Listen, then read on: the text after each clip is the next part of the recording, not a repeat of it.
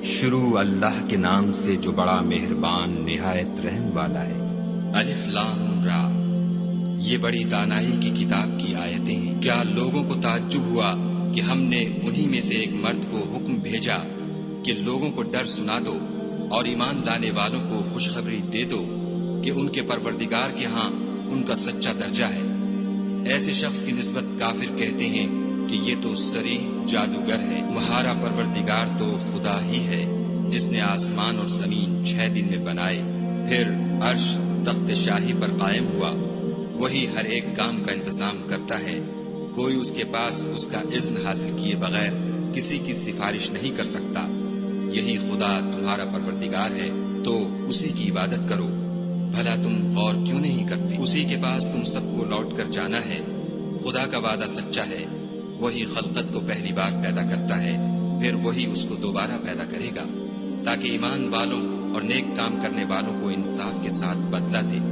اور جو کافر ہیں ان کے لیے پینے کو نہایت گرم پانی اور درد دینے والا عذاب ہوگا، کیونکہ خدا سے انکار کرتے تھے۔ وہی تو ہے جس نے سورج کو روشن اور چاند کو منور بنایا اور چاند کی منزلیں مقرر کی تاکہ تم برسوں کا شمار اور کاموں کا حساب معلوم کرو۔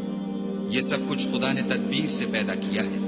سمجھنے والوں کے لیے وہ اپنی آیتیں کھول کھول کر بیان فرماتا ہے۔ رات اور دن کے ایک دوسرے کے پیچھے آنے جانے میں اور جو چیزیں خدا نے آسمان اور زمین میں پیدا کی ہیں، سب میں ڈرنے والوں کے لیے نشانیاں ہیں۔ جن لوگوں کو ہم سے ملنے کی توقع نہیں اور دنیا کی زندگی سے خوش اور اسی پر مطمئن ہو بیٹھے اور ہماری نشانیوں سے غافل ہو رہے ہیں، ان کا ٹھکانہ ان اعمال کے سبب جو وہ کرتے ہیں دوزخ ہے۔ اور جو لوگ ایمان لائے اور نیک کام کرتے رہے، ان کو پروردگار ان کے ایمان کی وجہ سے ایسے محلوں کی راہ دکھائے گا کہ ان کے نیچے نعمت کے باغوں میں نہریں بہ رہی ہوں گی۔ جب وہ ان میں ان کی نعمتوں کو دیکھیں گے تو بے ساختہ کہیں گے سبحان اللہ، اور آپس میں ان کی دعا سلام علیکم ہوگی، اور ان کا آخری قول یہ ہوگا کہ خدا رب العالمین کی حمد اور اس کا شکر ہے۔ اور اگر خدا لوگوں کی برائی میں جلدی کرتا جس طرح وہ طلب خیر میں جلدی کرتے ہیں تو ان کی عمر کی میعاد پوری ہو چکی ہوتی۔ سو جن لوگوں کو ہم سے ملنے کی توقع نہیں، انہیں ہم چھوڑے رکھتے ہیں کہ اپنی سرکشی میں بہکتے رہیں۔ اور جب انسان کو تکلیف پہنچتی ہے تو لیٹا اور بیٹھا اور کھڑا ہر حال میں ہمیں پکارتا ہے، پھر جب ہم اس تکلیف کو اس سے دور کر دیتے ہیں تو بے لحاظ ہو جاتا اور اس طرح گزر جاتا ہے کہ گویا کسی تکلیف پہنچنے پر ہمیں کبھی پکارا ہی نہ تھا۔ اسی طرح حد سے نکل جانے والوں کو ان کے اعمال آراستہ کر کے دکھائے گئے ہیں۔ اور تم سے پہلے ہم کئی امتوں کو جب انہوں نے ظلم اختیار کیا ہلاک کر چکے ہیں، اور ان کے پاس پیغمبر کھلی نشانیاں لے کر آئے مگر وہ ایسے نہ تھے کہ ایمان لاتے۔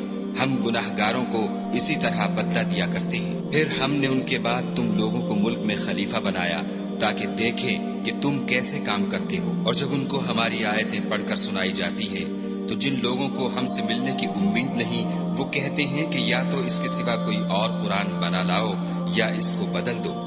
کہہ دو کہ مجھ کو اختیار نہیں ہے کہ اسے اپنی طرف سے بدل دوں، میں تو اسی حکم کا تابع ہوں جو میری طرف آتا ہے۔ اگر میں اپنے پروردگار کی نافرمانی کروں تو مجھے بڑے سخت دن کے عذاب سے خوف آتا ہے۔ یہ بھی کہہ دو کہ اگر خدا چاہتا تو نہ تو میں ہی یہ کتاب تم کو پڑھ کر سناتا اور نہ وہی تمہیں اس سے واقف کرتا۔ میں اس سے پہلے تم میں ایک عمر رہا ہوں اور کبھی ایک کلمہ بھی اس طرح کا نہیں کہا، بھلا تم سمجھتے نہیں؟ تو اس سے بڑھ کر ظالم کون ہوگا جو خدا پر جھوٹ افطرا کرے اور اس کی آیتوں کو جھٹلائے؟ بے شک گناہ گار فلاح نہیں پائیں گے۔ اور یہ لوگ خدا کے سوا ایسی چیزوں کی پرستش کرتے ہیں جو نہ ان کا کچھ بگاڑ سکتی ہیں اور نہ کچھ بھلا ہی کر سکتی ہیں، اور کہتے ہیں کہ یہ خدا کے پاس ہماری سفارش کرنے والے ہیں۔ کہہ دو کیا تم خدا کو ایسی چیز بتاتے ہو جس کا وجود اسے نہ آسمانوں میں معلوم ہوتا ہے اور نہ زمین میں؟ وہ پاک ہے اور اس کی شان ان کے شرک کرنے سے بہت بلند ہے۔ اور سب لوگ پہلے ایک ہی امت یعنی ایک ہی ملت پر تھے، پھر جدا جدا ہو گئے۔